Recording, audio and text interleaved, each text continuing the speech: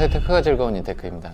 갤럭시 S24의 판매량이 호조를 보이고 있다라는 기사가 많이 나오고 있습니다. AI 폰을 리드할 것이다 라는 평가도 나오고 있고요. 이제 이러한 소문을 듣고 이제라도 S24 탑승해야 하나? 만약에 산다면 난 뭘 사야 하지라고 궁금해 하실 것 같아요. 그래서 오늘 준비했습니다. S24 3자 대결이고요. 각각의 매력을 알려드리면서 내가 지금 만약에 S24를 구매해야 한다면 어떤 제품을 구매할지 가이드를 해드리도록 하겠습니다. 자, S24 울트라의 외형부터 한번 보실게요. 노트 시리즈의 컨셉을 그대로 계승해 온 각진 디자인을 그대로 가져오고 있어요. 한 가지 달라진 점은 이제 엣지를 없앴다는 부분은 좋은 평가를 얻고 있는데 아직까지 이렇게 각진 디자인을 왜 고수하는지 의문을 가지고 계신 분들도 많습니다. 이번에 소재의 변화를 가지고 왔어요. 티타늄을 입으면서 확실히 고급스러움이 더해진 건 맞습니다. 플러스와 비교를 해보더라도 전체적인 사이즈는 이 각진 모양과 둥근 모양을 뺀다면 크게 차이가 없는데 많은 분들이 플러스와 일반에 대해서는 아이폰스럽다 라고 이야기를 하면서 디자인적으로 칭찬을 많이 하고 있습니다. 제가 기존에 사용을 하던 아이폰과 비교를 해보더라도 사실 카메라 선 부분을 제외하고는 얼핏 보면 아이폰스럽다라는 게 무슨 얘기인지 아실 거예요. 제가 진지하게 플러스를 메인으로 쓰고 있는데 뒤집어 놓고 가만히 딴 생각하다가 내가 지금 맞아 아이폰을 메인으로 쓰고 있지 라는 착각을 할 정도로 이번에도 플러스와 일반에 대한 디자인 호평은 이어지고 있고 울트라에 대해서는 성능적인 호평을 하고 있습니다. S24 울트라의 경우에는 노트를 그대로 계승해 왔기 때문에 펜슬이 들어 있어요. 그래서 S펜 사용이 많고 업무용 혹은 취미용으로 꼭 필요하다라고 생각한다면 3자 대결 안에서는 대안이 없습니다. 그냥 울트라를 구매하셔야 되고요. S24 카메라에 대해서는 현재 이슈가 좀 있더라고요. 한 번 더 제가 리뷰는 해드릴게요. 그런데 펌웨어 업데이트가 되기 전 기준 S23 울트라하고 24 시리즈 간의 비교를 해본 사진 보여드리겠습니다. 자, 저희는 우선 바깥에서 야간 모드로 촬영을 해봤습니다. 상대적으로 S23이 뭔가 더 쨍함이 있고 약간은 왜곡된 느낌이 나기도 했습니다. S24는 물 빠진 색감이라는 이야기도 듣고 있고 전반적으로 좀 심심한 느낌이 들어요. 제가 일반적으로 실사용을 할 때에도 S23 울트라 같은 경우는 눈에는 하얀 하늘인데 찍으면 파란 하늘이 나오는 경우가 있었거든요. 23과 24를 가장 크게 느낄 수 있었던 건 저는 개인적으로 색감 차이였던 것 같습니다. 취향 차이라고 볼 수도 있겠지만 어떻게 보면 카메라에 있어서 성능 차이가 아니냐라는 의견도 있는데요.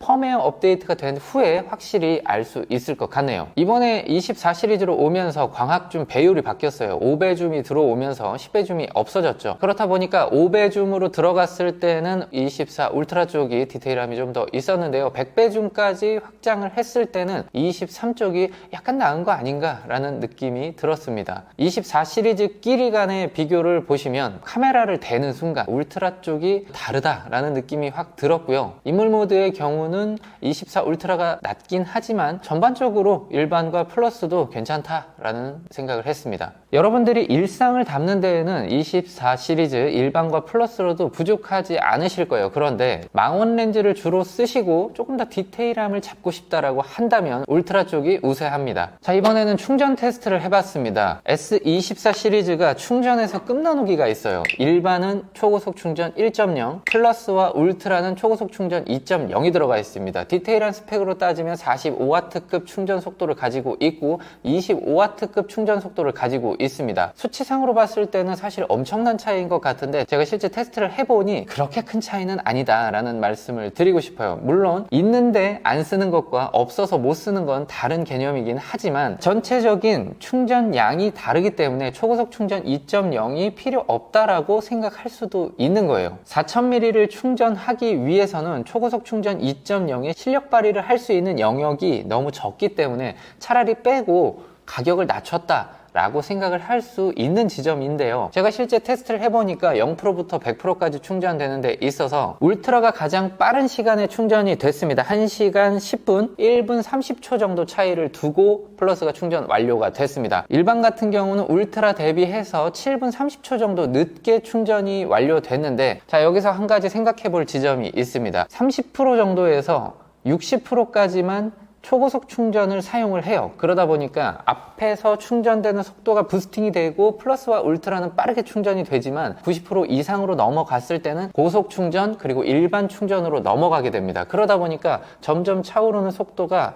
둘이서 만나게 돼요. 90% 정도까지 충전으로 비교해 봤을 때는 세 제품 모두 5분 내외 차이를 보여주고 있기 때문에 저는 개인적으로 초고속 충전 2.0 때문에 기본형을 외면한다라는 결론은 내지 않는 게 맞다고 생각을 합니다. 자, 한 가지 주의사항이 있습니다. 제가 이번에 충전을 하면서 사용을 했던 초고속 충전 45W를 세 포트에서 모두 한 번에 낼 수 있는 충전기인데요. 시행착오를 겪었던 부분이 65W급 충전 케이블을 가지고 충전을 하는데 2.0이 안 뜨는 거예요. 살펴봤더니 그 케이블들은 5A를 지원하지 않았습니다. 자, 그러니까 케이블 사실 때 그 와트를 보는 것도 중요하지만 초고속 충전 2.0을 사용하시기 위해서는 5A를 지원하는지 꼭 체크하셔야 돼요. 일반 고속 충전의 경우에는 녹색이라고 생각되는 그러한 띠가 뜨고요. 초고속 충전 2.0의 경우에는 파란기의 띠가 뜹니다. 초고속 충전 1.0이 그 사이의 색깔이 뜹니다. 그래서 경험이 없으신 분들은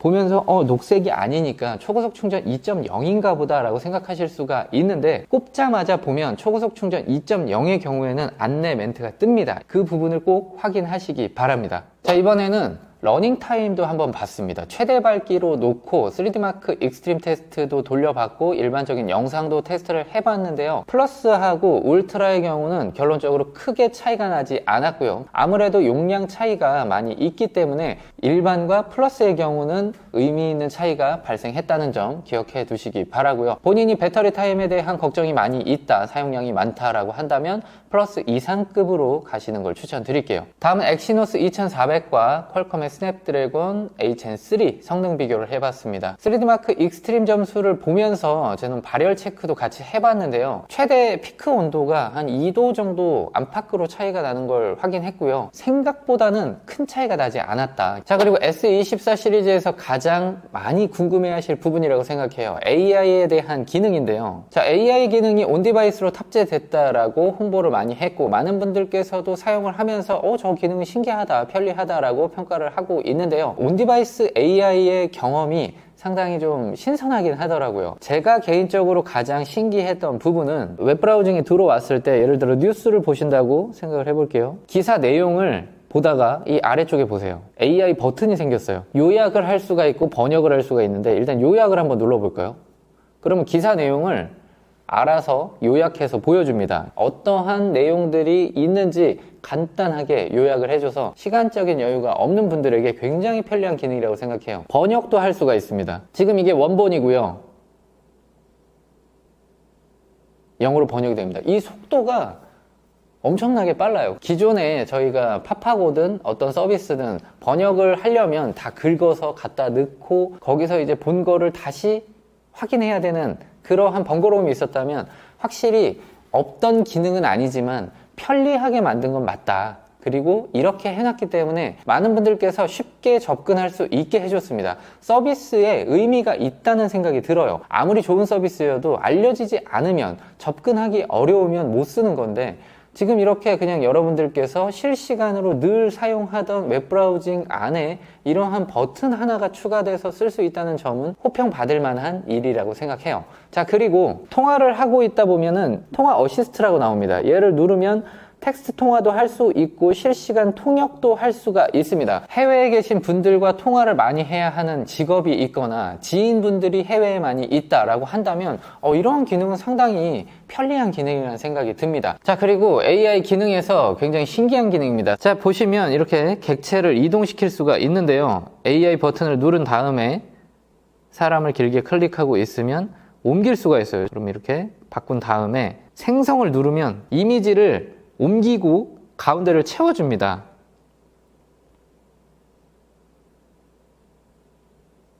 새 풍경을 그리는 중. 상당히 좀 자연스럽게 나왔어요. 그래도 이렇게 완벽하게 되는 경우도 있고 아닌 경우도 있는데 이건 여러분들께서 연습은 좀 하셔야 될 것 같습니다. 자, 그리고 질문 들어온 것 중에 한 가지를 여기서 답변을 드리면서 볼게요. 울트라와 플러스와 일반이 생성형 AI 객체를 이동했을 때 채우는 능력이 다르다라는 이야기를 들어서 저희가 지금 한번 바로 해보겠습니다. 생성 버튼을 눌러주면 이제 아까하고 똑같이 이미지를 저장하고 새롭게 만들고 있어요.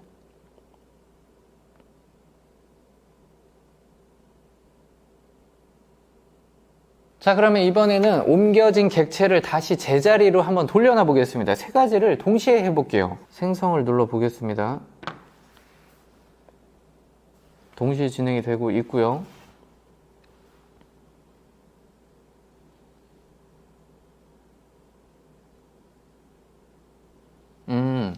울트라하고 플러스가 거의 동시에 이루어졌고 기본형 같은 경우는 1초 정도 차이가 나게 결론이 나왔어요. 자, 지금 보시면 채워진 그림이 각기 다릅니다. 어떤 게 더 자연스러운지는 각자의 판단이 있겠지만 울트라라고 해서 무조건 더 자연스럽고 좋은 그림을 만들어주고 있지는 않은 것 같습니다. 한 가지 또 알 수 있었던 점은 원본이 있고 그 사진을 옮겨서 다른 이름으로 저장한 다음에 제자리로 옮겨 놓으면 그 전 데이터를 기억하고 있지는 않았습니다. 다른 이름으로 저장을 한 순간 새로운 원본 사진이 되는 거예요. 자, 여러분들께서 올려주신 Q&A를 바로 말씀을 드려볼게요. 플러스하고 울트라의 경우는 풀 화면으로 봤을 때 아무래도 울트라는 각진 게 그대로 표현이 되고 플러스 같은 경우는 둥근 모서리 때문에 조금 잘리는 느낌이 들기도 해요. 플러스와 기본형 같은 경우는 확실히 크기 차이가 체감되는 부분이 있었습니다. 영상을 많이 보시고 대화면을 원한다고 하면 이 부분에서는 유의미한 차이가 있다라고 이야기를 드리고 싶어요. 자, 개인적으로 사용을 해본 후기를 말씀드리면 영상을 볼 때 특별하게 디스플레이 차이가 난다라는 느낌을 받지는 못했습니다. 플러스와 울트라의 경우에는 색감 차이도 크게 느끼지 못했고요. 장시간 영상을 보거나 동영상 촬영을 할 때에도 발열 차이가 크게 난다라는 느낌도 받지 못했어요. 자, 지금 일반 모델과 울트라 모델의 가격 차이가 70만원에서 80만원 정도 차이가 나고 있죠.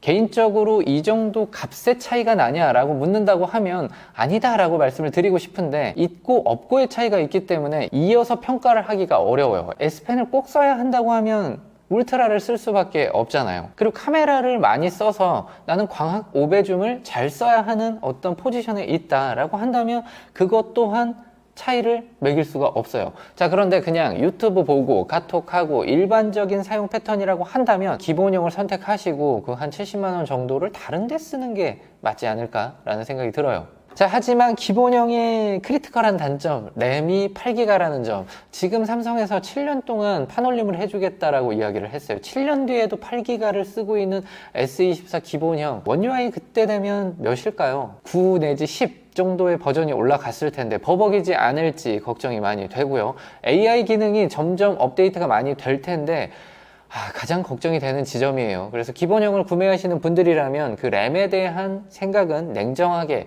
판단해 볼 필요가 있습니다. 네, 오늘은 S24 3자 대결을 통해서 나는 어떤 제품을 구매하는 게 좋을지 한번 생각해 봤습니다. 저는 개인적으로 이번 시리즈에선 플러스가 답이라는 생각을 했고 쓰면서도 이번에는 플러스가 확실히 우위를 점하면서 나왔다 라는 결론을 낼 수는 있는데 모든 사람들이 플러스로 들어오는 게 답이라고 말씀드릴 수는 없어요. 자, S24 울트라의 경우는 S펜이 필요한 분들, 그리고 카메라 활용이 많은 분들, 그리고 고용량이 필요하신 분들은 선택하시면 좋습니다. 플러스의 경우는 뭘 사야 할지 모르겠다 한다면 일단 플러스 구매하시면 돼요. 가장 적당한 스펙을 가지고 있고 가성비, 그러니까 가격 대비 성능이라는 단어에 집중한다고 하면 이번에는 플러스가 정답이에요. 기본형 같은 경우는 작고 빠릿한 폰을 찾는 분들에게 정답이 될 수 있고요. 손이 작은 분들 플러스 가시면 상당히 불편할 수가 있어요. 기본형 잡아보면 이게 내 폰이구나 생각하실 겁니다. 다음 영상 예고해 드릴게요. 갤럭시도 이제는 맥세이프 액세서리를 쓰시는 분들이 많아졌고 한번 사용해 보신 분들은 계속 맥세이프 액세서리만 찾아요. 아무리 예뻐도 이제는 맥세이프 없이는 못 쓰겠다라는 분들이 많이 계시거든요. 자, 제가 갤럭시 S24 맥세이프 액세서리 총정리하는 영상을 준비하고 있으니까요.